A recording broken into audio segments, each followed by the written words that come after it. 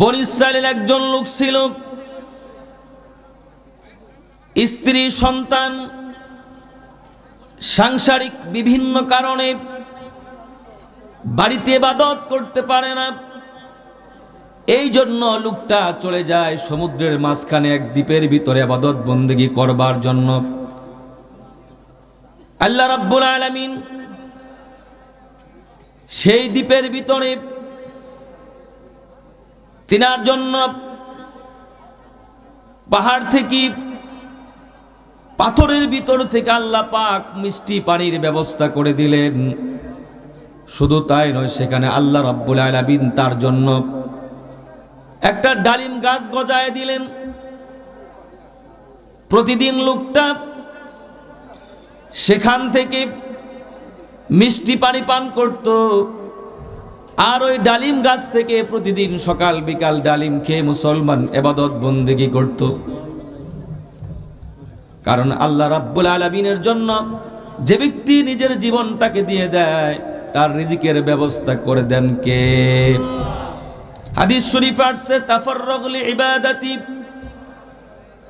হে আমার বান্দারা, হাদিসে কুদসি, তোমরা আমার ইবাদতের জন্য নিজেকে বিলিয়ে দাও, ব্যস্ত হয়ে যাও।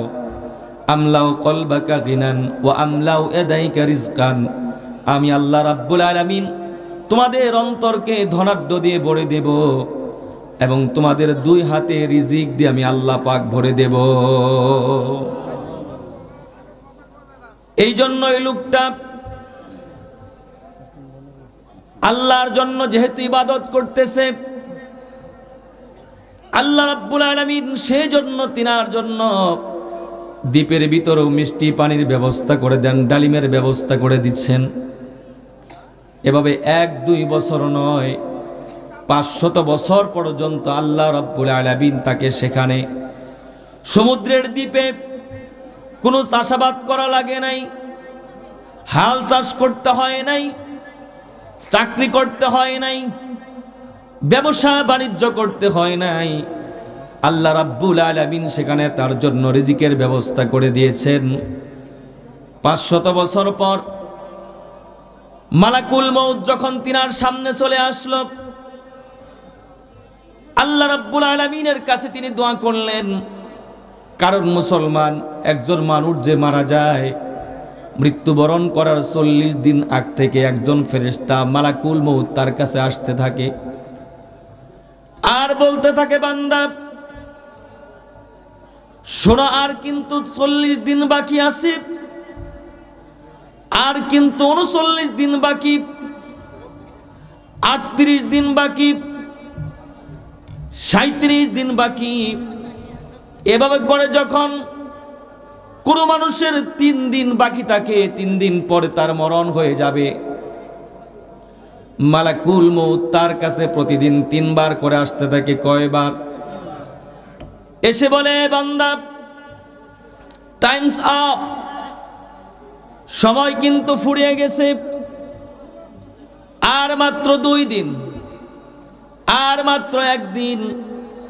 এভাবে করে করে বান্দাকে অ্যালার্ট করতে থাকে। পৃথিবীর কোনো মানুষ জানে না যে ব্যক্তি মারা যাবে তার অন্তরের ভিতরে জান দিয়ে দেন কে। এজন্য আপনারা দেখবেন মারা যাওয়ার কয়েকদিন আগে থেকেই মানুষের ভিতরে কিছু সিমটম চলে আসে, পরিবর্তন দেখা যায়। বারবার সন্তানের সাথে কথা বলতে চায়, স্ত্রীকে দেখতে চায়। সন্তান যদি বিদেশ থাকে বারবার মোবাইলে কথা বলতে চায়, ঠিক কিনা বলেন? ভালো ভালো খাবার খেতে চায়, বিবিকে বলে আমাকে এই পিঠাটা বানায়া দাও, আমাকে এই মাছটা রান্না করে দাও। নিজের ব্যবসায়িক প্রতিষ্ঠানগুলো বারবার ঘুরে ঘুরে দেখতে থাকে, নিজের সহায় সম্পদগুলো মুসলমান দেখতে থাকে একা একা। দুনিয়ার কোনো মানুষ জানে না আল্লাহ রাব্বুল আলামিন তার অন্তরের ভিতরে মৃত্যুর ভয় ঢুকায়া দেন। ওই লোকটা 500 বছর ইবাদত করেছে। কত বছর? 500 বছর ইবাদত করার পর যখন তিনি বুঝতে পারছেন মালাকুল মউত চলে আসবে, আমার সময় ফুরিয়ে গেছে, আল্লাহ রাব্বুল আলামিনের কাছে দোয়া করে, আল্লাহ আমি যখন মারা যাব দুইটা আবদার তোমার কাছে। নাম্বার 1, আল্লাহ তুমি আমাকে সেজদা অবস্থায় মৃত্যুদান করবে। 2 নাম্বার বায়না হলো, আল্লাহ কিয়ামত পর্যন্ত পৃথিবীর বুকে তুমি আমাকে সেজদা অবস্থায় রাখবে, যাতে করে কিয়ামতের দিন মুসিবতের সময় হাসরের মাঠে সেজদা থেকে মাথা উত্তোলন করে তোমাকে বলতে পারি, আল্লাহ সারাটা জীবন আমি সেজদার ভিতরে কাটিয়ে দিয়েছি। আল্লাহ রাব্বুল আলামিন তিনার এই দোয়াখানা কবুল করলেন। মালাকুল মউত জামদুদ চলে আসলো, মৃত্যু হয়ে গেল। এখনো পর্যন্ত ওই লোকটার লাশ মুসলমান সেই দ্বীপের ভিতরে আসে সেজদা অবস্থায়। বনি ইসরাইলের এই লোকটাকে এখনো আল্লাহ রাব্বুল আলামিন সেই দ্বীপের ভিতরে রেখে দিয়েছেন। জোরে জোরে বলেন সুবহানাল্লাহ। আল্লাহ পাক পারে কি পারে না? সব ক্ষমতার উৎস তুমি, যা ইচ্ছে তাই করো, তোমার হাতে মরণ বাসন সবই তুমি পারো, তোমার হাতে মরণ বাসন সবই তুমি পারো, ঠিক কিনা? লোকটার মৃত্যু হয়ে যায়। আল্লাহ রাব্বুল আলামিন তার রূহকে বললেন, মৃত্যুর পরে যাও যাও, হে আমার বান্দা, আমার রহমতে, আমার দয়ায়, আমার মাগফিরাতে তোমাকে আমি ক্ষমা করে দিলাম, যাও জান্নাতে চলে যাও। লোকটা যখন মুসলমান জান্নাতে যায়, জান্নাতের দিকে হাঁটে, আর মনের ভিতরে একটা খটকা জাগে, আল্লাহ রাব্বুল আলামিন যদি তিনার দয়ায় রহমতে আমাকে মাফ করে দিয়ে থাকেন, তাহলে আমার 500 বছরের ইবাদত গেল কোথায়? অন্তরের খবর মুসলমান কেউ না জানলে জানে কে? কেউ যেটা জানে না সেটা জানে কে? কেউ যেটা পারে না সেটা পারে কে? কেউ যেটা শুনে না সেটা শুনে কে? আল্লাহু আলিমুম বিযাতিস সুদূর। আল্লাহু আকবার। আল্লাহ পাক তো অন্তর্যামী, মনের খবর জানেন। আল্লাহ রাব্বুল আলামিন বললেন, হে আমার ফেরেশতারা যাও, এই লোকটাকে ধরো, জাহান্নাম থেকে 500 বছরের দূরের রাস্তা দিয়ে তাকে একটু ঘোরায় নিয়ে আস। 500 বছরের দূরের রাস্তা দিয়া ওই লোকটাকে যখন নিয়ে যাওয়া হয়, বন্ধুগণ, জাহান্নামের তাপ এমন উত্তাপ, গোটা দেহ মুসলমান তার জ্বলসে যায়। দূরত্ব কয় বছরের? জাহান্নামের আগুন হচ্ছে এমন আগুন, এমন শাস্তি দেওয়া হবে। আল্লাহ রাব্বুল আলামিন কুরআনুল কারীমের ভিতরে বলছেন, কুল্লামা নাদিজাত জুলুদুহুম বাদদালনাহুম জুলুদান গায়রাহা লিয়াযুকুল আযাব। জাহান্নামের মানুষ আগুনের কারণে তাদের দেহ পুড়ে যাবে, আল্লাহ পাক এর উপর দিয়ে আবার নতুন চামড়া গজায় দিবেন। এই চামড়াগুলো পুড়ে যাবে, আবার নতুন চামড়া গজায় দিবেন। কিয়ামত পর্যন্ত, কিয়ামত না মুসলমান, এই তাদের কিয়ামত কোনোদিন শেষ হবে না। আল্লাহ রাব্বুল আলামিন চিরস্থায়ী জীবনের জন্য পরকালে আল্লাহ পাক এই শাস্তি তাদেরকে দেবেন। জাহান্নামের মানুষ যাতে করে পরিপূর্ণ মাত্রায় শাস্তি অনুভব করতে পারে, এই জন্য একজন জাহান্নামী মানুষের দাঁত হবে উহুদ পাহাড়ের সমপরিমাণ। উহুদ পাহাড়টা উচ্চতায় হচ্ছে 4 মাইল, 4 কিলোমিটার, প্রস্থ হচ্ছে মুসলমান 10 কিলোমিটার। একজন মানুষের মুখের ভিতরে দাঁত কয়টি থাকে বলেন ভাই? তাহলে একটা দাঁত যদি উহুদ পাহাড়ের সমপরিমাণ হয়, এত বিশাল বড় বড় দাঁত যেই মুখটার ভিতরে লাগানো হবে, সেই মুখটা না কত বড় হবে? এত বিশাল বড় মুখটা যেই চেহারার ভিতরে লাগানো হবে, সেই চেহারাটা না কত বড় হবে? এত বড় চেহারাটা যে মাথার ভিতরে ফিটিং আর সিটিং করা হবে, মুসলমান সেই মাথা টানা কত বড় হবে। এত বিশাল বড় মাথাটা যেই গর্দানের ভিতরে লাগানো হবে, সেই গর্দান টানা কত বড় হবে। এত বড় গর্দানটা যেই বডির ভিতরে লাগানো হবে, সেই বডি টানা কত বড় হবে। জাহান্নামের মানুষ যাতে করে জাহান্নামের শাস্তি পরিপূর্ণ মাত্রায় অনুভব করতে পারে, আল্লাহ রাব্বুল আলামিন এজন্য এত বড় করে তাদের দেহটাকেই বানাবেন। 500 বছরের দূরের রাস্তা দিয়ে মুসলমান সে যখন যায়, দেহের চামড়াগুলো একেবারে শুকায় গেছে, পিপাসার কারণে ছটফট করতে আরম্ভ করছে। সাথে সাথে বলে, আল্লাহ আমাকে একটু পানি দাও, পানি পানি, আমি আর পারতেছি না। আল্লাহ রাব্বুল আলামিন সঙ্গে সঙ্গে তার সামনে এক পেয়ালা পানি হাজির করে। বান্দা পানি পান করার জন্য যখন হাত বাড়ায়, আল্লাহ রাব্বুল আলামিন বলছে, বান্দা এটা কিন্তু দুনিয়া নয়, এখানে মুফতি দেওয়া হবে না, ফাও ফাও দেওয়া হবে না, এটা দুনিয়া নয়। এই এক পেয়ালা পানির দাম 500 বছরের ইবাদত। সুবহানাল্লাহ বলেন। বান্দা তখন বলে, আল্লাহ আমার তো 500 বছরের ইবাদত আছে, আপনি নিয়ে যান, তবু এক পেয়ালা পানি আমাকে দান করেন। আল্লাহ রাব্বুল আলামিন তাকে এক পেয়ালা পানি দান করলেন। বান্দা পানি পান করার পর তৃষ্ণা মিটে যায়। কিছুক্ষণ পর আবার মুসলমান তৃষ্ণার কারণে ছটফট করা আরম্ভ করে দেয়। আল্লাহ পাক আবার পানি এনে হাজির করে। বান্দা খাওয়ার জন্য, পান করার জন্য হাত বাড়ায় দেয়। আল্লাহ পাক বলেন, বান্দা মূল্য মনে আছে নাকি? 500 বছরের ইবাদত আছে নাকি তোমার কাছে? বান্দা তখন দু চোখ দিয়ে দর দর করে পানি ছেড়ে দিছে, আল্লাহ আমার কাছে তো আর কোনো ইবাদত নাই, এখন তো তোমার দয়া ছাড়া আমার উপায় নাই। আল্লাহর দয়া ছাড়া উপায় আছে? আমার ভাইয়েরা, আল্লাহ পাক বললেন, এ বান্দা 500 বছর সমুদ্রের দ্বীপে তুমি ইবাদত করেছো, সমুদ্রের দ্বীপে, সেখানে মিষ্টি পানির ব্যবস্থা তো আমি আল্লাহ পাক করেছি, সেই পানির হিসাব দাও। এই বান্দা 500 বছর আমার দেওয়া ডালিম গাছ থেকে ডালিম খেয়েছো, বান্দা হিসাব দাও। শুধু তাই না রে বান্দা, তোমার স্ত্রী সন্তান রেখে তুমি যে ইবাদত করার জন্য ইচ্ছা করেছিলে, তোমার অন্তরের ভিতরে এই ইচ্ছাটা তো আমি আল্লাহ রাব্বুল আলামিন জাগ্রত করে দিয়েছিলাম। সুতরাং বান্দা, আমি হলো রহমানুর রহিম, গফুরুর রহিম।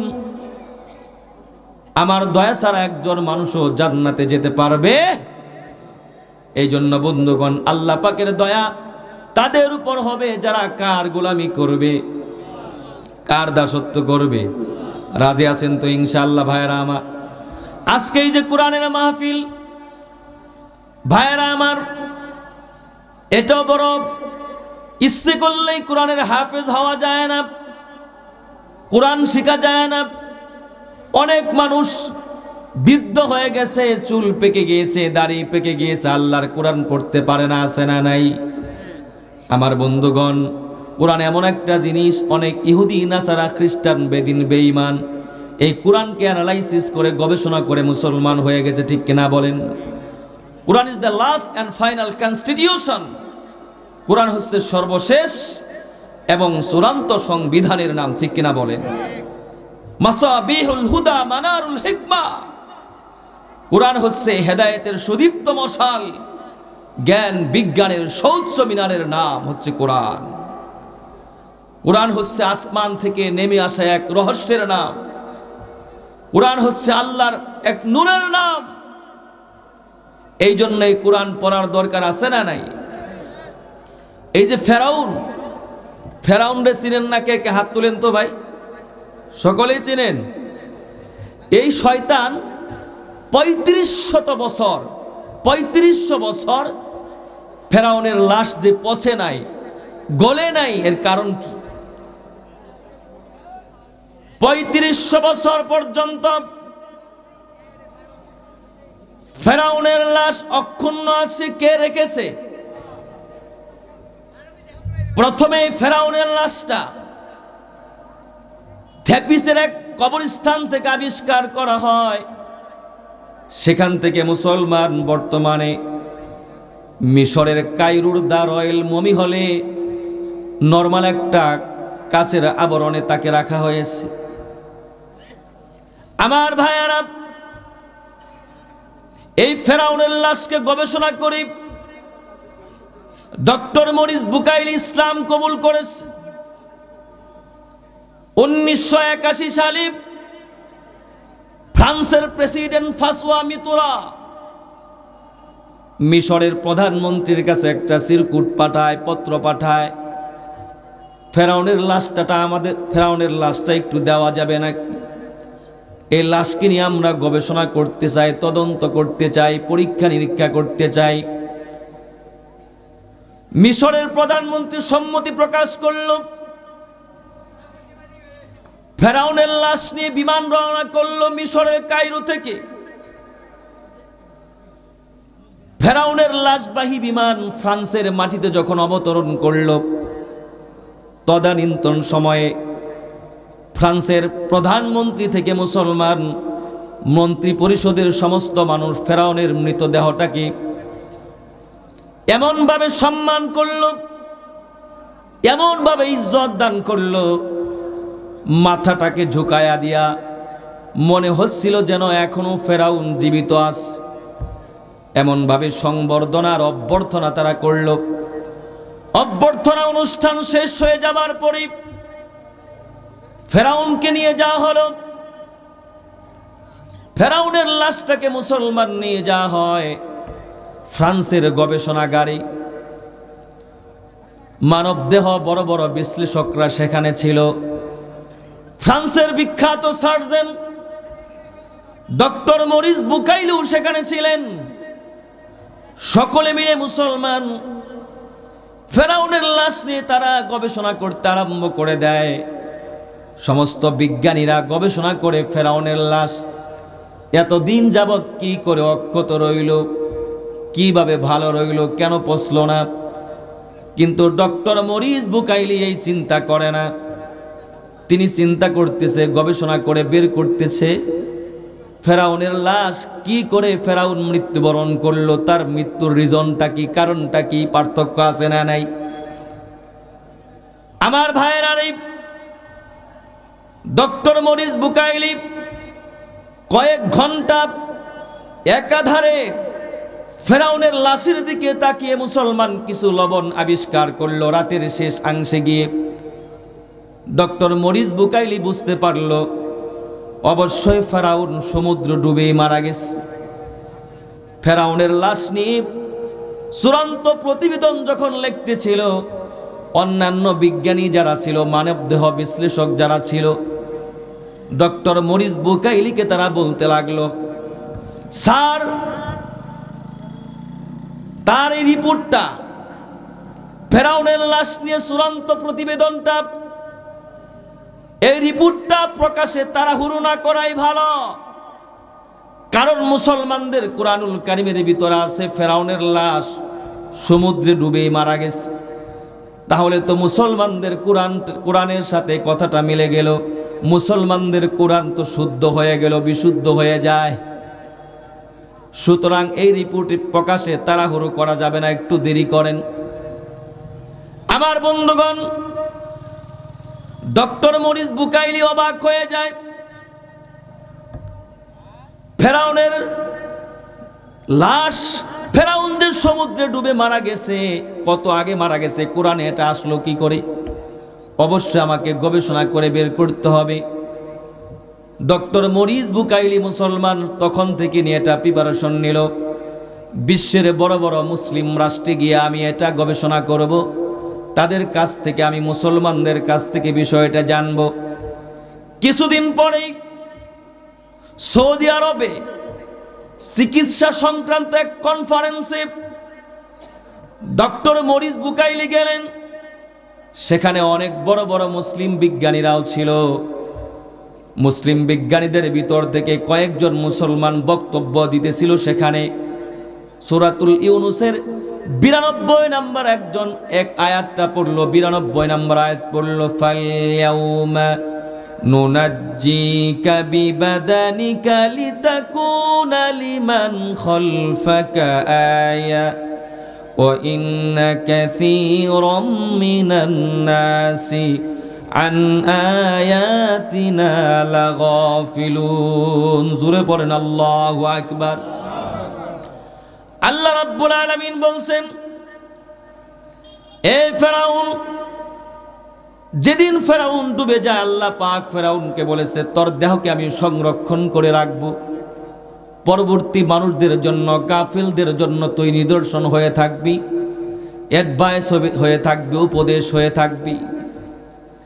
এই আয়াতখানা শুনে ডক্টর মরিস বুকাইলির গায়ে কম্পন শুরু হয়ে যায়। শত শত মুসলমানদের সামনে ডক্টর মরিস বুকাইলি দাঁড়ায় যায়। দাঁড়িয়ে মুসলমান নিজের ইসলাম ধর্ম গ্রহণ করার কথা, গোপনে গোপনে সে ইসলাম কবুল করে ফেলছিল, কোরআন সত্যতার কথা, নিজের ইসলাম ধর্ম গ্রহণ করার কথা। ফেরাউনের লাশ নিয়ে উনি যে তথ্যগুলো পেয়েছিলেন, সমস্ত তথ্যগুলো সমস্ত মুসলিম বিজ্ঞানীদের সামনে সে প্রকাশ করল। মুসলমান শুধু তাই নয়, দা কুরআন দা বাইবেল একটা বই তিনি লিখছেন।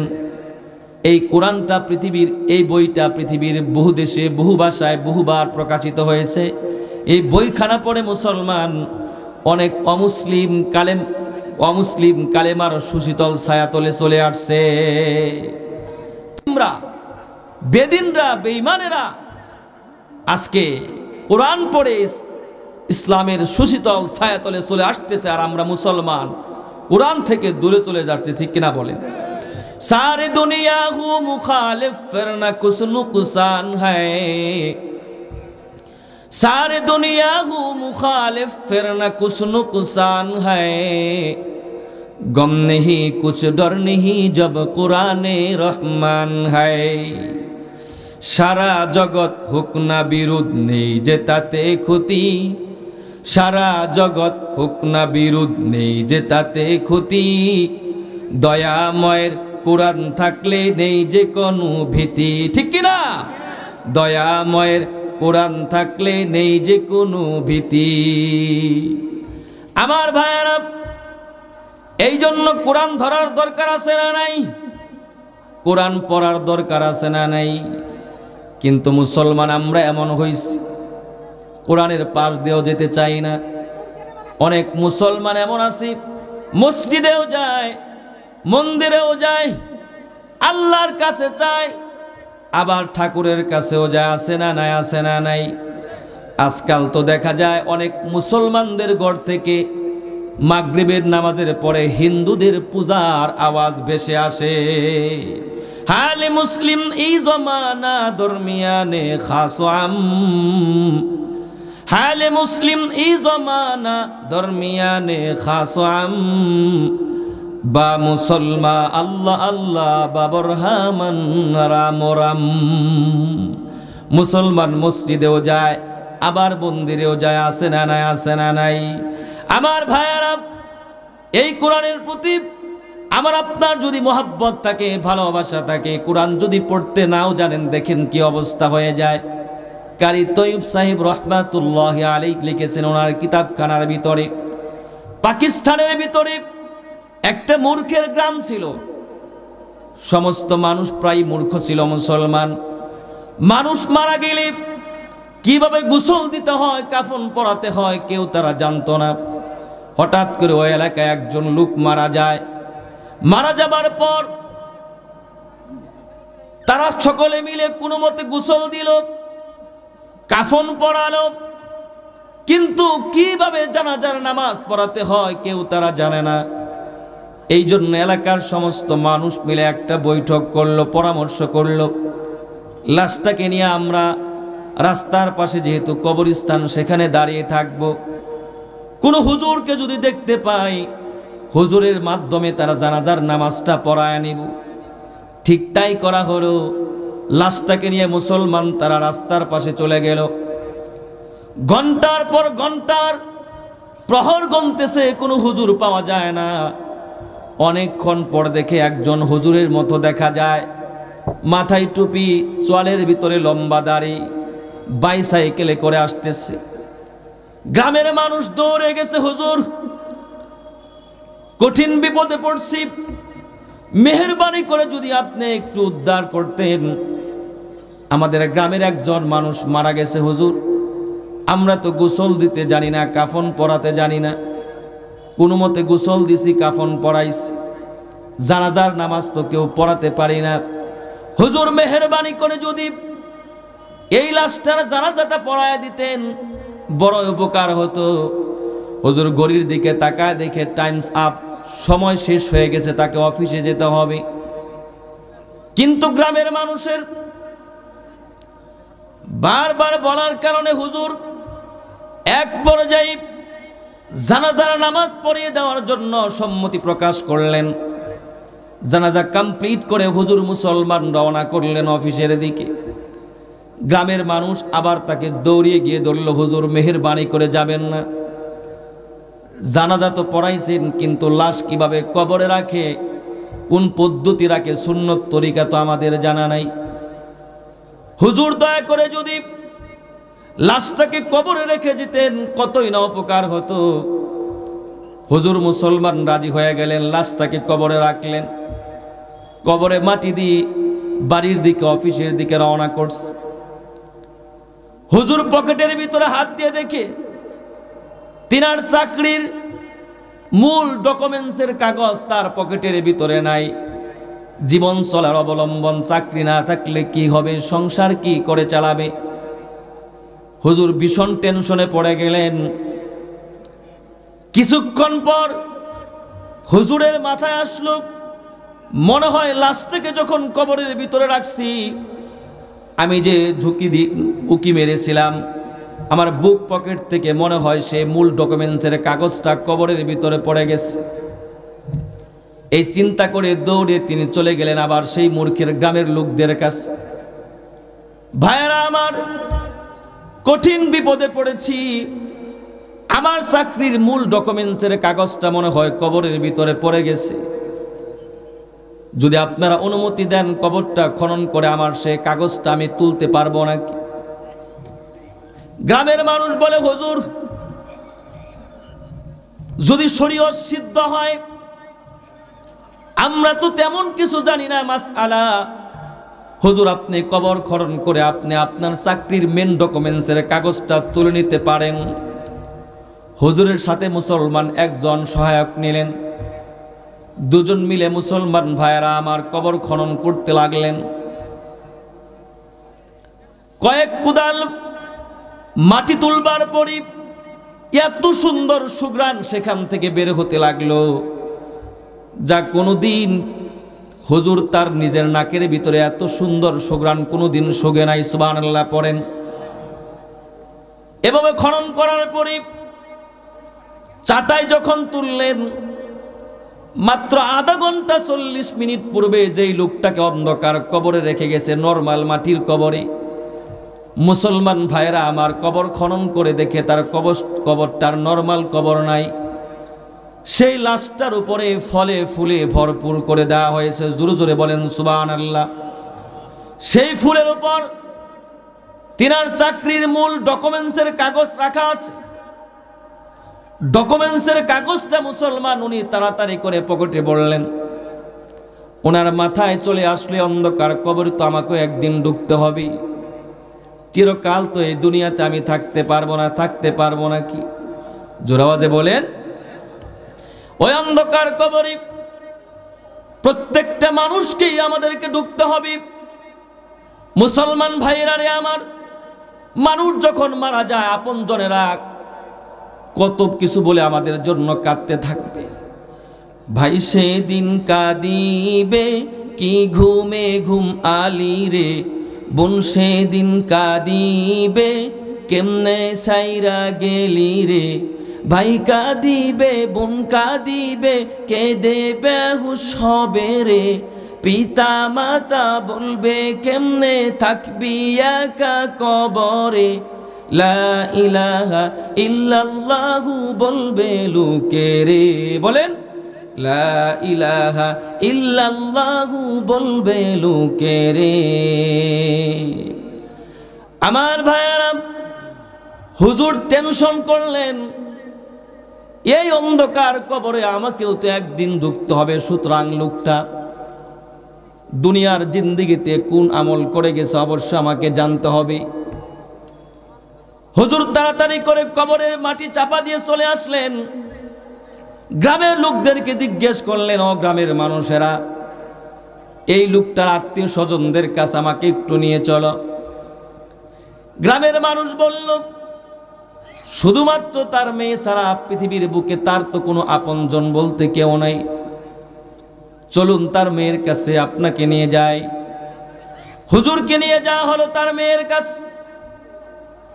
ভাইরারে আমার, হুজুর পর্দা মেনটেন করে জিজ্ঞেস করলেন, মা, তোমার বাবা পৃথিবীর বুকে কি এমন আমল করত যার কারণে মৃত্যুর সঙ্গে সঙ্গে আল্লাহ পাক তার কবরটাকে জান্নাতের টুকরা বানায়া দিছে? মেয়ে কান্দে আর বলে, হুজুর আপনি তো জানেন পুরো এলাকার মানুষ মূর্খ মানুষ, দিন ধর্ম সম্পর্কে তেমন কিছুই জানে না। আমার বাবার উল্লেখযোগ্য তেমন কোনো আমল ছিল না। আমার বাবা একজন কৃষক মানুষ ছিলেন, চাষা বুষা মানুষ ছিলেন, সারাদিন মানুষের বাড়িতে কাজ করতেন। তবে বাবার একটা আমল আমার চোখে মনে পড়ে। আমার মনে পড়ে প্রতিদিন সকালবেলা আমার আব্বা যান, এই যে তাকের উপর একটা বই রাখা আছে, এই বইখানা আমাদের বাড়ির সামনে যে ডুবাটা আছে, পুকুরটা আছে, হাত পা ভালো করে ধৌত করে উজু করে এই বইখানা হাতে নিয়ে বুকে লাগাতেন, চুমু দিতেন, চোখে লাগাতেন। বইখানা খুলে বইখানার প্রত্যেকটা লাইনের নিচ দিয়ে হাত বুলাতেন আর বলতেন, এহবি সাসকা হায়, এহবি সাসকা হায়, এহবি মেরা মাওলা কা ফরমান হায়। এটা সত্য কথা, 100% সত্য কথা, 100% সত্য কথা, কারণ এটা হচ্ছে আমার মহান রব্বুল আলামিনের কথা। আমার ভাইয়েরা, হুজুর বললেন, মারি দেও তোমা বইটা আমার কাছে একটু দাও, দেখি এটা কিসের বই, কত মূল্যবান এই বইটি। হুজুরের কাছে যখন বইটি হস্তান্তর করা হলো, হুজুর হাতে নিয়ে স্ট্রেঞ্জ ফিল করলেন, স্টোনাইজ হয়ে গেলেন, অবাক হয়ে গেলেন। হুজুর লক্ষ্য করে দেখলেন এটি নরমাল কোনো বই নয়, এই বইটি হচ্ছে মহান রব্বুল আলামিনের কালামুল্লাহ। আমার ভাইরা, এই মূর্খ মানুষ কোরআন পড়তে জানতো না, কিন্তু কোরআনের প্রতি আজমত, মোহাব্বত আর ভালোবাসা থাকবার কারণে প্রতিদিন সকাল বিকাল চুমু দেওয়ার কারণে মৃত্যুর সঙ্গে সঙ্গে আল্লাহ রাব্বুল আলামিন তার কবরটাকে জান্নাতের বাগান বানায় দিয়েছেন। এই জন্য বন্ধুগণ, কোরআন পড়ার দরকার আছে না নাই? আমার ভাইয়েরা, এই জন্য আসুন কোরআন আমরা পড়ব। কোরআন যখন ভালো করে বুঝতে পারবো, দিনের মহব্বত, ইসলামের মহব্বত অন্তরের ভিতরে ঢুকে যাবে, ঠিক কিনা বলেন? সাহাবায়ে কেরামের মতো ঈমান আমাদের হয়ে যাবে। আল্লাহর নবীর সাহাবী হযরত খাব্বাব রাদিয়াল্লাহু তাআলা আনহু ইসলাম গ্রহণ করার কারণে কি পরিমাণ নির্যাতনের শিকার হয়েছে, এরপরেও কালেমা ছাড়ে নাই। কারণ তার অন্তরের ভিতরে ঈমান ঢুকিয়ে দিয়েছেন কে? কোরআন ঢুকায় দিয়েছেন কে? আল্লাহর নবীর সাহাবী হযরত খাব্বাব রাদিয়াল্লাহু তাআলা আনহু। মুসলমান ভাইরা আমার, তিনি কামারের কাজ করতেন। কিসের কাজ করতেন ভাই? কামারের কাজ করতেন। একদিন হযরত খাব্বাব হাতের ভিতরে লোহা নিয়ে আগুনের ভিতরে ঢুকিয়ে দিচ্ছে। ঠিক এই মুহূর্তে আবু জাহেল তার দলপল নিয়ে চলে গেছে। বলে, খাব্বাব রে, শুনেছি তুমি নাকি কালেমা পড়েছ, ইসলাম কবুল করেছ, মুহাম্মদের দরবারে তুমি নাকি আসা যাওয়া করো রে খাব্বাব। এখনো সময় আছে, বলো কালেমা ছাড়বি কিনা? কালেমা যদি না ছাড়ো, তুমি যেইভাবে লোহাটাকে আগুনের ভিতরে ঢুকায় দিচ্ছ, আমরাও তোমাকে সেইভাবে আগুনের ভিতরে ঢুকায় দেব। হযরতে খাব্বাব আল্লাহর নবীর সাহাবী সাথে সাথে বলে উঠলেন, আমার জীবন চলে যাবে, তবু কখনো কালেমা ছাড়তে পারবো না, দিন কখনো ছাড়তে পারবো না, মুহাম্মদের ধর্ম কখনো ছাড়তে পারবো না। জোরে জোরে বলেন সুবহানাল্লাহ। এই কথা বলবার পরে মক্কার কাফের বেঈমানেরা সাথে সাথে সেখান থেকে লোহার অঙ্গারগুলো নিয়ে, আগুনের অঙ্গারগুলো নিয়ে জমিনের ভিতরে বিছায়া দেয়। বন্ধুগণ আমার, অঙ্গার যখন বিছায়া দিছে, হযরত খাব্বাবকে হাত পা বেঁধে চিৎ করে শোয়া দেওয়া হয়েছে। চামড়া গলে গলে যায়, চর্বি গলে গলে যায়, দুর্গন্ধ সৃষ্টি হয়ে যায়। এরপরেও মুসলমান হযরত খাব্বাব কালেমা ছাড়ে নাই, দিন ছাড়ে নাই, ইসলাম ছাড়ে নাই। মুসলমান ভাইয়ের আমার, কারণ তার অন্তরের ভিতরে ঈমান ঢুকায়া দিয়েছেন কে? এই জন্য ইসলামের পথে চললে, নামাজ পড়লে, রোজা রাখলে পরে অনেক সময় আপনার উপর নির্যাতন আসতে পারে, বিপদ বালা মুসিবত আসতে পারে কি পারে না?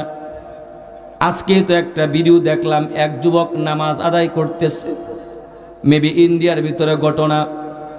নামাজরত অবস্থায় কাফের মুশরিকেরা, বেদিন বেঈমানেরা, এক পুলিশ দেখতেছি মুসলমান অমুসলিম, এক হিন্দু পুলিশ নামাজের ভিতরে তাকে লাথি দিতেছে। ভিডিওটা দেখছেন আপনারা? লাথি মারতেছে, মনে হয় ভারতে ঘটনা ঘটছে। নামাজের ভিতরে থাপড়াইতেছে। এরপরে মুসলমান নামাজ ছাড়ে না, কারণ নামাজের মহব্বত তার অন্তরের ভিতরে ঢুকায় দিয়েছেন কে? আমার বন্ধুগণ, আজকে মুসলমান নির্যাতিত, নিপীড়িত, উলামা একরাম কারাগারে বন্দী, নির্যাতিত, নিষ্পীড়িত হচ্ছে। কারণ কি? মুসলমান আজকে আমরা কোরআন ছেড়ে দিয়েছে, আমাদের ভিতরে ঐক্য নাই, ভালোবাসা নাই, মহব্বত নাই, ঠিক কিনা বলেন? আমার ভাইয়ারা, আমরা যদি এক হতে পারি, নেক হতে পারি, আমার বিশ্বাস মুসলমান সেদিন বেশি সুদূর নয়। আমেরিকার হোয়াইট হাউসে, রাশিয়ার মস্কোতে, চীনের বেইজিংয়ে, আর ভারতের লাল দিঘির কিল্লায় কালেমার পতাকা পথ পথ করে উড়বে ইনশাআল্লাহ, ইনশাআল্লাহ, ঠিক কিনা বলেন? The world to come is the world of Islam. এই জন্য আমরা বলি, আগামীর পৃথিবী ইসলামের পৃথিবী, আগামীর পৃথিবী মুসলমানদের পৃথিবী, আগামীর পৃথিবী আল্লাহর কোরআনের পৃথিবী, ঠিক কিনা বলেন মুসলমান? আমরা আওয়ামী লীগ বুঝি না, বিএনপি বুঝি না, জামাত আর জাতীয় পার্টি বুঝি না, আমরা বুঝি কোরআন, আমরা বুঝি হাদিস, ঠিক কিনা বলেন? এই দেশের ভিতরে কোরআন এবং হাদিসের বিরুদ্ধে, ইসলামের বিরুদ্ধে কোনো আইন মেনে নেওয়া হবে না, হবে না, হবে না। জোরে আওয়াজ দিয়ে বলেন, ঠিক কিনা মুসলমান ভাইরা আমার? এই জন্য এক হতে হবে। একটা গল্প মনে পড়লো, বলবো কি? আসলে বিপদ না আসলে আমরা এক হই না। এক লোক বিয়ে করছে, অনেক টাকা পয়সা খরচ করে, কিন্তু বউ তার কাছে থাকে না। ভিতরে কষ্ট আছে না নাই? অনেক জায়গা থেকে অনেক কিছু পরে নিয়ে আসে, অনেক পিসাবের কাছ থেকে অনেক কিছু নিয়ে আসে, কোনো কাজ হয় না। বউ পাশেই ভিড়তে দেয় না। একদিন এক দরবেশের কাছ থেকে চিনি পরা নিছে। কি পরা? আর জোরে আওয়াজে বলেন, কি পরা? চিনি পরা নিছে। রাতের বেলা মুসলমান বউরে খাওয়ায় দিছে, শুরু রাত্রে। হঠাৎ করে রাতের বেলা মুসলমান সেই রাত্রে, গভীর রাতে ঘরের ভিতরে হঠাৎ করে দেখি বউ তাকে জুড়ে জড়ায় ধরছে। জামাইয়ের মন মুসলমান আনন্দে উৎফুল্ল হয়ে গেছে, আনন্দে নাচানাচি করে। এত হাজার হাজার টাকা দিয়ে বিয়ে করছি, কোনো কাজ হয় নাই। কত দরবার ঘুরলাম, কত কিছু খাওয়াইলাম বিবিরে, কিন্তু কাজ আসে নাই। কিন্তু আজকে আমার বউ আমাকে জড়ায় ধরছে, কারণ হচ্ছে আমার মন বলে পিসাব হুজুরের চিনি পড়ায় কাজ হয়েছে। বউ তখন ডাক দে বলে, এই বদমাস, কিসের চিনি পড়ায় কাজ হয়েছে? তোমার ভাঙ্গা ঘরে চুট ঢুকছে। ভাঙ্গা ঘরে কি ঢুকছে? এই জন্য ভয় পায়া তোমারে জড়ায়া ধরছি। জামাই দোয়া করে, আল্লাহ প্রতিদিন চোর তুমি পাঠায়া দিও, টিভি টেলিভিশন ফ্রিজ যা কিছু আছে আল্লাহ সব যাতে নিয়ে যায়, প্রতিদিন তুমি চোর পাঠায়া দিও। চোর আসলে যদি বউ কাছে আসে, এরকম চোর তো বিপদ না আমার জন্য। আমার মুসলমান ভাই, এই ঘটনা থেকে আপনাদেরকে আমি মেসেজ দিতে চাই, অ্যাডভাইস দিতে চাই। বিপদ আসলে পরে মুসলমানগণ যদি এক হতে হয়ে যায়, নেক যদি হয়ে যায়, তাহলে ভাইরা আমার এরকম বিপদ তো আসাই দরকার, ঠিক কিনা বলেন? যখন বেদিন বেঈমানেরা মুসলমানদের উপর আক্রমণ করবে, নির্যাতন করবে, আজকে তো মুসলমান এক হচ্ছে না, নির্যাতন যখন একসঙ্গে আরম্ভ হয়ে যাবে মুসলমান, তখন দেখবেন সকলে মুসলমান মুসলমানের ভাই হয়ে যাবে। মাইনকাসি পায় যখন পড়বে, তখন মুসলমান একজন আরেকজনকে ছাড়া কিছু বুঝবে না। জোরে জোরে আওয়াজ দিয়ে বলেন ঠিক কিনা মুসলমান? আমার ভাইয়েরা, আল্লাহ রাব্বুল আলামিন এই জন্য কুরআনুল কারীমের ভিতরে বলছেন, ওয়ালা তানাযাউ ফাতাফশালু ওয়া তাযহাবা রিহুকুম আসবিরু। আল্লাহ পাক বলেন, don't quarrel with each other, তোমরা পরস্পরে কখনো ঝগড়া করবে না, কারণ যদি ঝগড়া করো তোমরা উইক হয়ে পড়বে, দুর্বল হয়ে পড়বে, তোমাদের ভিতর থেকে বাতাস বেরিয়ে যাবে, পাম বেরিয়ে যাবে। বাতিল বেঈমানেরা তোমাদের উপর আক্রমণ করবে, জুলুম করবে, নির্যাতন করবে। কার কথা ভাই? জোরাও যে বলেন না কার কথা? রাসূল পাক বলছেন, I won't recommend for them in the day of judgement, don't quarrel with each other, তোমরা পরস্পরে ঝগড়া করবে না। যারা ঝগড়া করে কিয়ামতের দিন হাসরের মাঠে তাদের জন্য আমার কোনো সুপারিশ থাকবে না, কোনো সুপারিশ থাকবে না। এই জন্য ভাইয়েরা আমার, ও পর্দার আলের মায়েরা, এখান থেকেও মেসেজ নিতে হবে, শিক্ষা নিতে হবে। ঝগড়া বিবাদে যাওয়া যাবে। আমার বন্ধুগণ, সামনে মাহে রমাদান আর মুবারক আসতেছে, ঠিক কিনা বলেন? রমজানটা কি করে আমরা সুন্দর করব? ভাইরা আমার, কোরআন তেলাওয়াত দিয়ে রমজানের রোজাটাকে সুন্দর করতে হবে। আল্লাহ পাকের জিকির দিয়া কোরআনটাকে, মাহে রমাদান আল মুবারককে মুসলমান সুন্দর করতে হবে, ঠিক কিনা বলেন? রমজান মাসে আমরা ইফতার করব কি দিয়া? খেজুর দিয়ে ইফতার করা সুন্নত, ঠিক কিনা বলেন? কিন্তু কয়েকদিন আগে দেখলাম এক লোক বলতেছে, এক লোক আমাকে প্রশ্ন করে, হুজুর আমার কাছে খবর আছে, সে বলে, হুজুর বরই দিয়ে ইফতার করা কি সুন্নত নাকি নফল? ওই বরই দিয়ে আবার ইফতার করবে কেন? এরকম প্রশ্ন তো কোনোদিন আসে নাই। এই প্রশ্ন তুমি কোথায় পেলে? লোকটা তখন বলে, হুজুর এক মন্ত্রী বলছে আমাদেরকে যে ইফতারের সময় খেজুর না খেয়ে বরই দিয়ে ইফতার করবে। তারা এই মুসলমান এই সমস্ত কথা বলতে পারে। সুইস ব্যাংকে যখন লক্ষ কোটি কোটি টাকা ইনভেস্ট করতে পারে, বেগম পাড়ায় যখন বাংলাদেশের টাকা পয়সা নিয়ে মুসলমান সেখানে জমা করতে পারে, আমার ভাইয়ারা, যারা মুসলমানদের মাথার ঘামানো পয়সাগুলো নিয়ে লুটপাট করে, তারাই মুসলমান ইফতারের সময় খেজুরের বদলে বরই দিয়ে ইফতার করতে বলতে পারে, ঠিক কিনা বলে? ইফতার করবে খেজুর দিয়ে, এটাই হচ্ছে রাসূল পাক সাল্লাল্লাহু আলাইহি সাল্লামের সুন্নাত। কেউ কাঁঠাল খাইতে বলে, কাঁঠাল দিয়ে গোশত রান্না করতে বলে, আবার কেউ বরই খাইতে বলে। এগুলো আসলো কি, কোথা থেকে আসে এই ফতোয়া? লু মেকার আর লু ব্রেকার্স। রক্ষক যখন ভক্ষক হয়ে যায়, আইন আর আইন থাকে না, আদালত আর আদালত থাকে না। আইন হয়ে যায় ক্যানভাসের বুলি, আদালত হয়ে যায় হালুয়া বিক্রেতার ঝুলি। জোরে আওয়াজ দিয়ে বলেন ঠিক কিনা মুসলমান? আমার ভাইয়েরা, এই জন্য রমজানটাকে সুন্দর করে আমাদেরকে সাজাতে হবে, তাহাজ্জুদের নামাজ পড়তে হবে।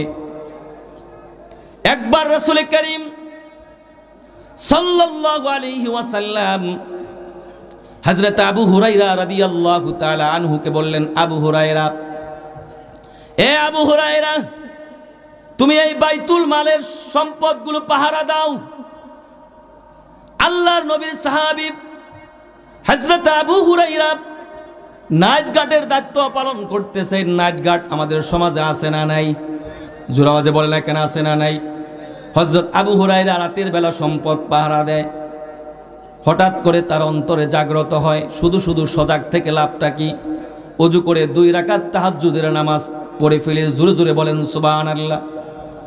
হযরত আবু হুরায়রা ওযু করলেন, তাহাজ্জুদের নামাজের জন্য দাঁড়িয়ে গেলেন। নামাজ কমপ্লিট হয়ে যাওয়ার পর লক্ষ্য করে দেখলেন ওনার পাশেই বাইতুল মালের সম্পদ থেকে বস্তার ভিতরে এক বৃদ্ধ চোর এসে সম্পদগুলো বস্তার ভিতরে ঢুকায়। হযরত আবু হুরায়রা দৌড়ে গিয়ে হাতটা ধরছে, এই বেটা চলো আল্লাহ রসুলের দরবারে, বৃদ্ধ হয়ে গেছো এখনো অভ্যাস ভালো করতে পারো নাই, চলো চলো রসুল্লাহর দরবারে তোমাকে নিয়ে যাব। বৃদ্ধ চোরটা বলে উঠল, না ভাই, এইবারের মতো আমাকে ক্ষমা করে দাও, রসুল্লাহর দরবারে আমাকে নেওয়ার কোনো দরকার। হযরত আবু হুরায়রা তো মুসলমান নরম দিলের মানুষ ছিলেন, ক্ষমা করে দিলেন, বললেন ঠিক আছে আর কিন্তু আসবে না। হযরত আবু হুরায়রা মসজিদে নববীতে ফজরের নামাজ আল্লাহ রসুলের সঙ্গে আদায় করলেন। ফজরের নামাজ পড়ার পরে আল্লাহর হাবিব বললেন, আবু হুরায়রা মা বালুস সারাকা, তোমার চোরের খবর কি? সুবহানাল্লাহ বললেন না। হযরত আবু হুরায়রা বলে, এই খবর আবার আপনারে কে বলল? আমি তো কেউর কাছে বলি নাই। ইয়া রাসূলুল্লাহ, হ্যাঁ আসছিল একজন চোর, কিন্তু বলে গেছে আর কোনোদিন আসবে না, এই জন্য ছেড়ে দিছি। আল্লাহ নবী বললেন, গদান সায়াউদু, অপেক্ষা করো, আগামীকাল ওই লোকটাই চোর তোমার বাড়িতে আসবে। পরের দিন মুসলমান ভাইরা আমার, হযরত আবু হুরায়রা নামাজ দাঁড়াইছে, নাইট গার্ডের দায়িত্ব পালন করতেছে। নামাজ কমপ্লিট হয়ে যাওয়ার পর দেখে সেম ঘটনায় চোরটা আসছে। বৃদ্ধ মানুষ, দাড়ি পেকে গেছে, বাইতুল মালের সম্পদ নিয়ে বস্তার ভিতরে ঢুকায়। হযরত আবু হুরায়রা দৌড়ে গিয়ে মুসলমান হাতটা ধরছে, এই বেটা কালকে না বললে আর আসবে না, আজকে কেন আসলি? চল রাসূলুল্লাহর দরবারে নিয়ে যাব। চোর বলে, না না, কান ধরলাম, নাক ধরি, চোখ ধরলাম, তোমার হাতে ধরে পায়ে ধরে বলি, ভাই তুমি আমাকে মাফ করে দাও, আমি তওবা করলাম, আর কোনোদিন চুরি করব না। হযরত আবু হুরায়রা নরম দিলের মানুষ, তওবা যখন শুরু করলো আবু হুরায়রা ছেড়ে দিলেন। আল্লাহর হাবিব সাল্লাল্লাহু আলাইহি সাল্লামের কাছে এই সংবাদটাও জানায় দিয়েছেন কে? পরের দিন আল্লাহ নবী বললেন, আবু হুরায়রা মা বালুস সারাকা, তোমার চোরের খবর কি, ঘটনা কি? আল্লাহর হাবিব বললেন, নবীজি কালকেও আসছিল কিন্তু তওবা করছে, এই জন্য ইয়া রাসূলুল্লাহ তাকে আমি ছেড়ে দিছি। আল্লাহর হাবিব বললেন, গদান সায়াউদু, অপেক্ষা করো, আগামীকাল ওই চোরটা আসবে। হযরত আবু হুরায়রা তৃতীয় দিনও মুসলমান নামাজে দাঁড়াইছে। নামাজ কমপ্লিট হয়ে যাবার পর দেখে সেই চোরটা আসছে। বাইতুল মালের আটা ময়দা এগুলো মুসলমান বস্তার ভিতরে ঢুকায়। হযরত আবু হুরায়রা শক্ত করে হাত ধরছে, আজকে আর রক্ষা নাই, আজকে আর রক্ষা নাই, চলো রাসূলুল্লাহর দরবারে নিয়ে যাব।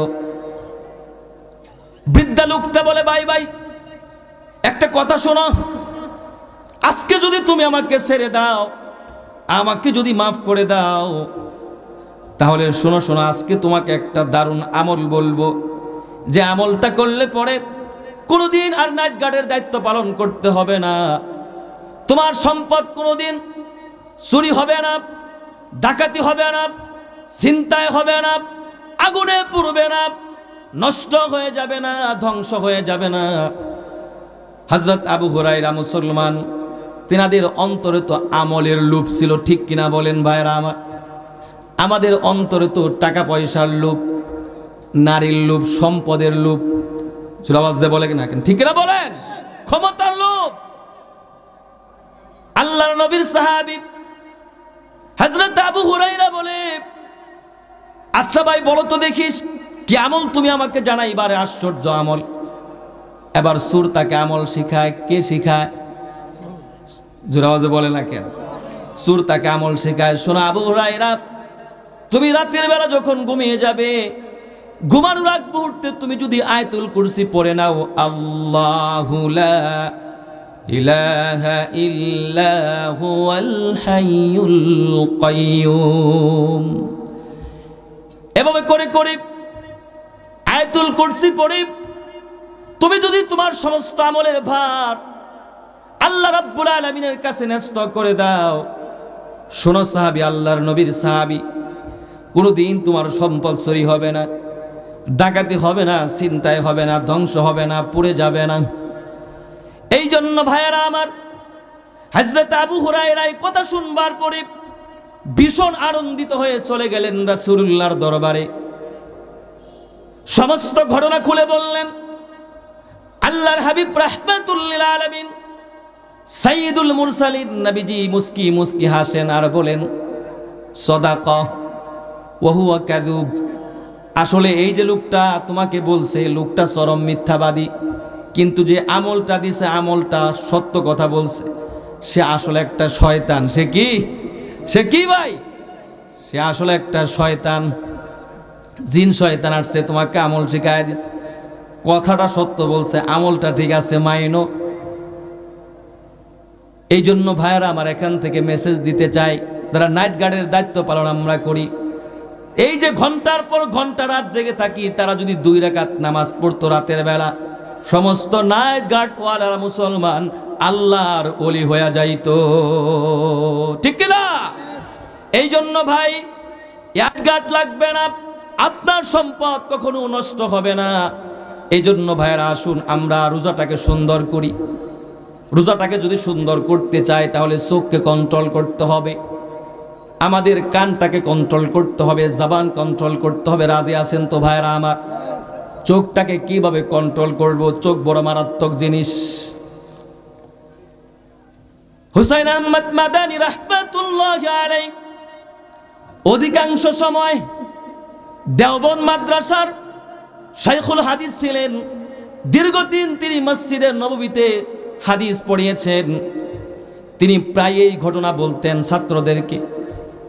দীর্ঘদিন যখন মসজিদে নববীতে ছিলেন, উনি দেখতে পেলেন একজন মুয়াজ্জিন, মসজিদে নববীর মুয়াজ্জিন, কিন্তু প্রতিদিন আজান দেবার পর একটা দোয়া করে, আল্লাহ তুমি আমাকে ঈমানের সাথে মৃত্যু দিও। ঈমানের সাথে মৃত্যু আমরা চাই না ভাই? কারা কারা চান না? হাত তুলেন তো। চান না? জুস থাকা ভালো, তবে হুশ সহ, পাগড়ি মাথায় দেওয়া ভালো, তবে লুঙ্গি সহ, ঠিক কিনা বলেন? লুঙ্গি খুলে পাগড়ি দেওয়া যাবে?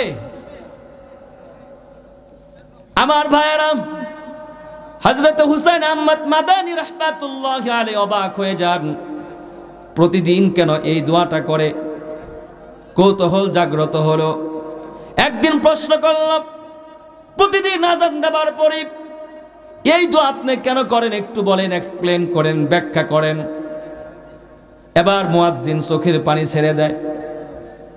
শোনেন হুজুর, তাহলে আসল ঘটনা হলো, আমার একজন ভাই এই মসজিদের মুয়াজ্জিন ছিলেন কয়েক যুগ, এক যুগ না কয়েক যুগ ছিলেন।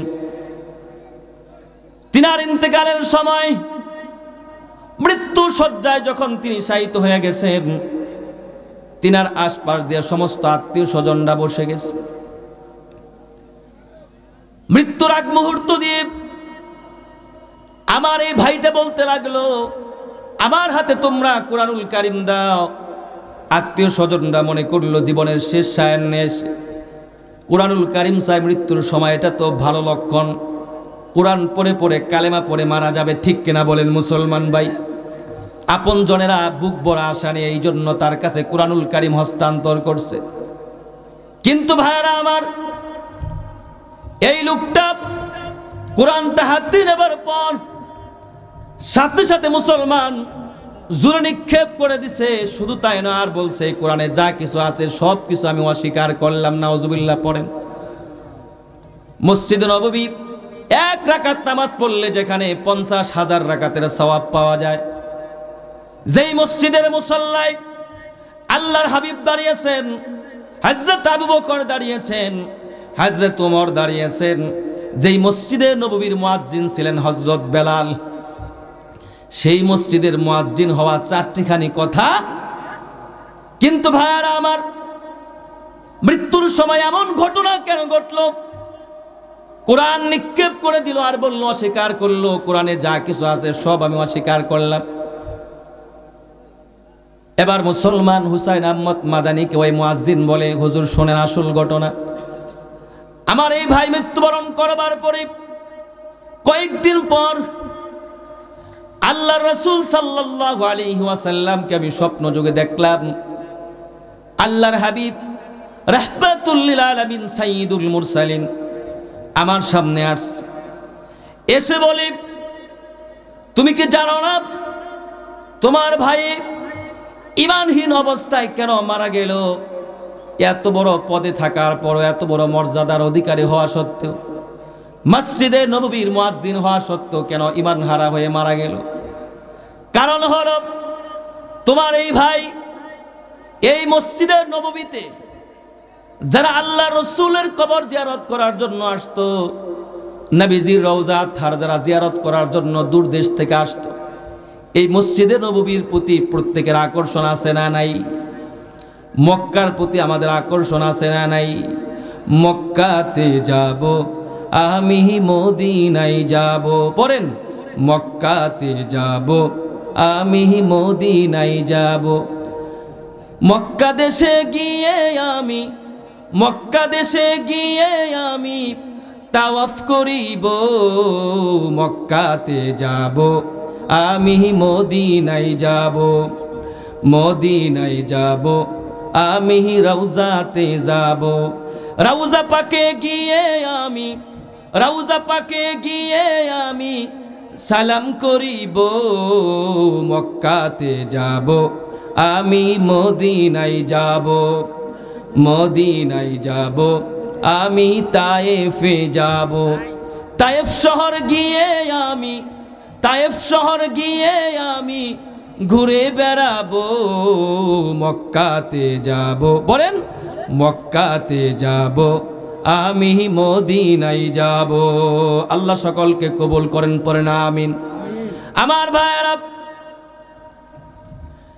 এবার মুয়াজ্জিন বলে, হুজুর আল্লাহর হাবিব রাহমাতুল লিল আলামিন আমাকে বললেন, পৃথিবীর আনাজ কানাজ থেকে যত মহিলারা আসতো, সুন্দরী সুন্দরী মেয়েরা, আল্লাহর হাবিব সাল্লাল্লাহু আলাইহি সাল্লামের জন্য মসজিদে নববীতে যারা আসতো, এই সুন্দরী সুন্দরী মেয়েদের দিকে মুয়াজ্জিন তাকায় থাকতো, কুদৃষ্টি দিত। শুধুমাত্র তার এই অপরাধের কারণে, গুনাহের কারণে ঈমানবিহীন সে দুনিয়া থেকে বিদায় হয়েছে। এই জন্য ভাইয়েরা আমার, এই চোখকে কন্ট্রোল করতে হবে। রাজি আছেন তো ইনশাআল্লাহ? অনেক মানুষ দেখবেন মাহে রমজান আল মুবারকে ইফতারের আগ মুহূর্ত দিয়া টেলিভিশনের সামনে রিমোট নিয়ে বসে থাকে। ভাই কেন টেলিভিশন দেখেন? বলে, হুজুর একটু নাটক দেখতেছি, সময় পার করতেছি। আছে না নাই? টেলিভিশন দেখে রমজান মাসে উনি সময় পার করে। ওনার এই রোজা দিয়া আল্লাহর সন্তুষ্টি কখনো হাসিল হবে না, ঠিক কিনা? আমার ভাইয়েরা, জবান কন্ট্রোল করতে হবে। মিথ্যে কথা বলা যাবে, হারাম খাওয়া যাবে। অনেক মানুষ দেখবেন সুদ আর ঘুষের সাথে জড়িত। হারাম খাবার যদি কোনো মানুষ খায়, লা ইয়াদখুলুল জান্নাতা জাসাদুন গুযিয়া বিল হারাম, তার কোনো ইবাদত বন্দেগী কবুল করেন না আল্লাহ রাব্বুল আলামিন। এই রমাদান আল মুবারকে অনেক মানুষ দেখবেন হুজুরদের কাছে এসে বলে, হুজুর টুথপেস্ট দিয়ে দাঁত মাজলে রোজা কি হালকা হবে নাকি? অথচ ওনার রোজাই কবুল হচ্ছে না, উনি হালকার চিন্তায় আছে। এই তরিকার লোক কারা কারা আছেন? দুহাত তুলেন। আছে না নাই? বলে, উনি হালকার চিন্তায় আছে, ওনার রোজাই তো হচ্ছে না, উনি হারাম খায়। আল্লাহর রাসূল বলছেন, ইত্তাকিল মাহারিমা তাকুন আবাদান নাস। সবচেয়ে উত্তম ইবাদত হচ্ছে মুসলমান হারাম জিনিসকে বর্জন করা, হালালটাকে গ্রহণ করা। এর চেয়ে বড় উত্তম ইবাদত আর হয় না। আল্লাহ রাসূলের কাছে একজন সাহাবী এসে বললেন, ইয়া রাসূলুল্লাহ, ইয়া হাবিবাল্লাহ, দুইজন মহিলা রোজা রাখছে, প্রচন্ড কষ্ট তাদের হচ্ছে। নবীজি আপনি যদি অর্ডার করেন তারা কি রোজা ভাঙতে পারবে নাকি? আল্লাহর হাবিব বললেন, না না, রোজা ভাঙ্গার জন্য আমি কোনো পারমিশন দিতে পারি না। এই যে একটা পেয়ালা নিয়ে যাও, তাদের সামনে দাও, পেয়ালাটা দাও। ভাইরা আমার, সাহাবী পেয়ালা নিয়া দুইজন মহিলার সামনে পেশ করলো। দুজন সেই পেয়ালার ভিতরে মুসলমান ভাইরা আমার বমি করলো। বমি করার পরে তাদের ভিতর থেকে রক্ত এবং গোশত বের হলো। দুজন অবাক হয়ে গেল। সাহারির সময় আমরা তো কোনো গোশত দিয়ে খাবার খাই নাই, রক্তও তো খাই নাই, এগুলো কোত্থেকে আসলো? আল্লাহর হাবিব রাহমাতুল লিল আলামিন বলছেন, তোমরা রোজা রেখে একজন গীবত করেছো, আরেকজনের গীবত শুনেছো, সে গীবত করেছে আর তুমি মজা করে শুনেছো, এই কারণেই তোমাদের এই অবস্থা হয়েছে।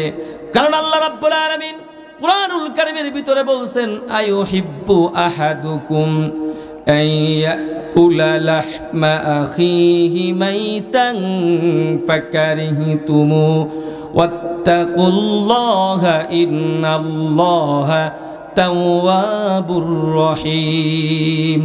যারা মানুষের গীবত করে তারা মুসলমান মৃত ভাইয়ের গোশত খায়। কার কথা? কার কথা? এই জন্য ভাইয়েরা আমার, রোজাকে যদি সুন্দর করতে চায়, মানুষের গীবত করা যাবে না, জবান কন্ট্রোল করতে হবে। রাজি আছেন তো ইনশাল্লাহ ভাইয়েরা আমার? আসুন না আমরা পরকালমুখী হয়ে যাই। এই দুনিয়াতে আমরা তো চিরকাল থাকতে পারবো না কি ভাইয়েরা আমার? জোরাওয়াজে বলেন, থাকা যাবে না দুনিয়ায়, থাকা যাবে না। পড়েন, থাকা যাবে না দুনিয়ায়, থাকা যাবে না। কার যে কখন আসবে মরণ, কার যে কখন আসবে মরণ, কেউ তো জানে না। থাকা যাবে না দুনিয়ায়, থাকা যাবে না, থাকা যাবে না দুনিয়ায়, থাকা যাবে না। আমার ভাইয়ারা, সাহাবা একরাম কেমন ছিলেন? ছোট্ট একটা ঘটনা বলে আপনাদেরকে শেষ করে দিচ্ছে। আল্লাহর নবীর একজন সাহাবী, নাম ছিল তার হযরত আবু যর আল গিফারি রাদিয়াল্লাহু তাআলা আনহু। তাবুক যুদ্ধের জন্য হযরত আবু যর আল গিফারি রওনা করছেন। পথিমধ্যে ওনার উটটা মুসলমান অসুস্থ হয়ে পড়ছে, সামনেও যায় না, পিছনের দিকেও যায় না। উটের উপরে অনেক সাহাবীরা পিছনে চলে আসছেন। হযরত আবু যর আল গিফারি আল্লাহর নবীর সাহাবী, তিনি চিন্তা করছেন জীবন চলে যাবে, তবু যুদ্ধের ময়দান থেকে কখনো পিছে হটব না। সমস্ত সাজ সরঞ্জাম কোমরের সাথে বাঁধছে। হযরত আবু যর আল গিফারি মুসলমান রওনা করছে। ভাইরা আমার, ওদিকে আল্লাহর হাবিব সাল্লাল্লাহু আলাইহি সাল্লাম তাবুকের ময়দানে সাহাবা একরামদেরকে নিয়ে বসে আছেন। ধুলা উঠতেছে, মরুভূমির ভিতরে বালু উড়ে। আল্লাহর হাবিব সাল্লাল্লাহু আলাইহি সাল্লাম লক্ষ্য করে দেখলেন মরুভূমির বালু পেরিয়ে কে যেন আসতেছে একা একা। নবীজি দোয়া করলেন, আল্লাহ এই লোকটা যাতে করে আমার সাহাবী হযরত আবু যর আল গিফারি হয়। বন্ধুগণ আমার, ঠিক তাই হলো। আল্লাহর হাবিব লক্ষ্য করে দেখলেন এটা হচ্ছে তিনার প্রিয় সাহাবী হযরত আবু যর আল গিফারি। আল্লাহর নবী দোয়া করলেন, ইরহামিল্লাহ ওয়ায়ামশি ওয়াহদাহু ওয়ায়ামুতু ওয়াহদাহু ওয়ায়াহশুরু ওয়াহদাহু। আল্লাহ, তুমি আমার সাহাবী আবু যরের উপর তুমি রহম করো গো আল্লাহ, কারণ সে দুনিয়াতে একা একা থাকবে, একা একা তার মৃত্যু হবে, হাসরের ময়দানেও সে একা একা উঠবে। আল্লাহ পাক, আল্লাহর নবী রাহমাতুল লিল আলামিন এই দোয়া যখন মুসলমান এই সাহাবীর ব্যাপারে করলেন, নবীজির এই কথাটাকে কতটা তিনি বিশ্বাস করছেন। আল্লাহর হাবিবের কিছুদিন পর ইন্তেকাল হয়ে যায়। নবীজির ইন্তেকালের পর হযরত আবু বকর সিদ্দিক রাদিয়াল্লাহু তাআলা আনহু খলিফাতুল মুসলিমিন হয়ে যায়। 4 বছর 4 মাস তিনি খেলাফতের দায়িত্ব পালন করেন। এরপরে হযরত ফারুক আজম উমর রাদিয়াল্লাহু তাআলা আনহু খেলাফতের দায়িত্ব পালন করেন 10 বছর 6 মাস। তখনও মুসলমান মানুষের অন্তরে দুনিয়ার ফিকির ঢুকে নাই। কিন্তু হযরত উসমান ইবনে আফফান রাদিয়াল্লাহু তাআলা আনহুর খেলাফত সময় যখন চলে আসলো, মানুষের অন্তরের ভিতরে তখন দুনিয়ার মহব্বত ঢুকে গেল। আল্লাহর নবীর সাহাবী হযরত আবু যর আল গিফারি রাদিয়াল্লাহু তাআলা আনহু চিন্তা করলেন, যেই দেশের মানুষের অন্তরে দুনিয়ার মহব্বত ঢুকে গেছে, আমি আর এই দেশে থাকবো না। উনি চিন্তা করলেন, আমি একেবারে মরুভূমিতে চলে যাব। মদিনা থেকে বহু দূরে রবজা নামক জায়গায় গিয়ে মুসলমান একটা তাঁবুর ভিতরে তিনি ঘাঁটি গেড়ে স্ত্রী সন্তান নিয়ে বসবাস করতে লাগলেন। কিছুদিন পরে হযরত আবু যর আল গিফারি রাদিয়াল্লাহু তাআলা আনহু যখন তিনি যন্ত্রণায় ভুগতেছিলেন, মৃত্যু শয্যায় শায়িত, তিনার বিবি আর সন্তান আছে মরুভূমির সেখানে, আর কেউ নাই। বিবি মুসলমান কান্নাকাটি করে স্বামীর পাশে বসে বসে। এবার হযরত আবু যর আল গিফারির স্বামী বিবির চোখের পানি মুছে দেয় আর বলে, বিবি তুমি কেন কান্না করো? আমি মারা যাব এই জন্য বুঝি কাঁদো? বিবি বললেন, স্বামী আমার, আপনি মারা যান শুধুমাত্র এই কারণে আমি কাঁদি না। আমার কাঁদার কারণ হলো, স্বামী গো, আপনি যদি দুনিয়া থেকে চলে যান, এখানে আপনাকে দাফন করার মতো কোনো মানুষ তো নাই, জানাজা দেওয়ার মতো উপযুক্ত কেউ নাই। আমাদের সন্তান জ্বর, ছোট্ট মানুষ, নাবালেগ মানুষ, সে তো আপনার জানাজা দিতে পারবে না। এই জন্য স্বামী একা একা আমি কান্দি। আপনি যদি মারা যান মরুভূমির ভিতরে, আমি কি করবো একা একা লাশটাকে নিয়ে? স্বামী আবু যর আল গিফারি বিবির কথা শুনে মুচকি হাসি মারলেন আর বললেন, বিবি টেনশন করো না, চিন্তা করো না, কারণ আল্লাহর হাবিব সাল্লাল্লাহু আলাইহি সাল্লাম আমার ব্যাপারে বলে গেছেন বহু বছর আগে, আমি মরুভূমিতে মারা যাব। এক দূর থেকে একটা বড় কাফেলা আসি, আমার জানাজার নামাজ পড়ে আমাকে এই মরুভূমির ভিতরে গর্ত খনন করে কবর করে রাখবে। তুমি টেনশন করো না, যাও এই পাহাড়ের গুহায় গিয়ে দাঁড়িয়ে দেখো একটা কাফেলা আসতেছে। বিবি স্বামীর কথা শুনে সঙ্গে সঙ্গে রওনা করলেন। পাহাড়ের ভিতরে মুসলমান উঁচু টিলায় দাঁড়ায় দেখে কোনো লোকটুক আসে না, কোনো কাফেলা আসে না। এবার বিবি ব্যাক করলেন, স্বামীর কাছে গিয়ে বললেন, স্বামী আমার কই কোন লোক তো দেখতে পারলাম না। স্বামী হযরত আবু যর আল গিফারি বললেন, শোনো না আমার বিবি, পৃথিবীর সমস্ত মানুষের কথা মিথ্যে হতে পারে, আমার রাসূলুল্লাহর কথা কখনো মিথ্যা হতে পারে না। কিছুক্ষণ পরে আমি মারা যাব। যাও যাও, তুমি পাহাড়ের টিলায় গাড়ি দাঁড়িয়ে দেখবে একটা কাফেলা দল আসতেছে, তারাই আমার জানাজা দিবে, তারা আমাকে কাফন দিবে, কবরের ভিতরে রাখবে। আমার ভাইয়েরা বন্ধুরা, এবার বিবি আবার তিনি রওনা করলেন। পাহাড়ের উঁচু টিলায় দাঁড়িয়ে লক্ষ্য করে দেখলেন সেই কাফেলা দলটা আসতেছে। আল্লাহু আকবার বলেন ভাই, সেই কাফেলা আসতেছে। বললেন, ও কাফেলার লোকেরা, আমার স্বামী হযরত আবু যর আল গিফারি মনে হয় আর বেশিক্ষণ বাঁচবে না, একটু হেল্প করেন, দয়া করে আমাদের বাড়িতে আসেন, আমার স্বামীকে গোসল দিবেন, কাফন পরায় কবরে রাখবেন।